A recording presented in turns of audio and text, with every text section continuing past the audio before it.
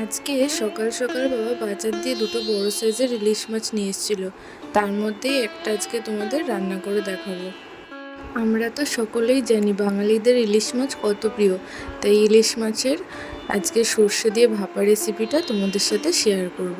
প্রথমেই মা মাছটির আঁশগুলো চামচের সাহায্যে তুলে নেওয়ার পরে মাছটাকে এখন কেটে নিচ্ছে। মাছের পিসগুলো দেখো হয়ে গেছে। এখন মাছটিকে ভালো করে ধুয়ে পরিষ্কার করে নুন হলুদ মাখিয়ে নেব।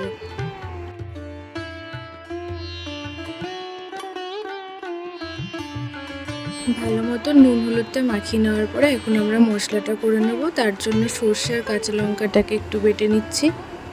তারপর সর্ষে লঙ্কার পেস্টটা দিয়ে ও সর্ষের তেল দিয়ে মাছটিকে ভালো করে মেখে নেব। এই সর্ষে ইলিশ ভাপার রেসিপিটা কিন্তু খুবই সহজ আর খুবই কম সময়ে এটি তৈরি হয়ে যায়। মাছটিকে ভালো করে মেখে নেওয়ার পরে কড়াই গরম করে তাতে সর্ষের তেল দিয়ে দেবো। তারপরে দেবো কিছু সর্ষে ফোড়ন। তারপর আমরা একে একে মাছটাকে কড়াইতে ছেড়ে নেব।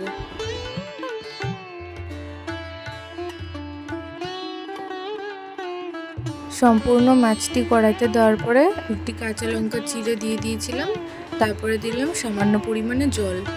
তারপর একটু নেড়ে চেড়ে মাছটিকে ঢাকা দিয়ে ভাপে বসিয়ে দেবো সিদ্ধ হওয়ার জন্য। খানিকক্ষণ বাদে ঢাকা নামিয়ে মাছটি সিদ্ধ হয়ে আসলে উপর থেকে সর্ষের তেল ছড়িয়ে নামিয়ে নিলে কিন্তু আমাদের ইলিশ ভাপাটা তৈরি হয়ে যাবে।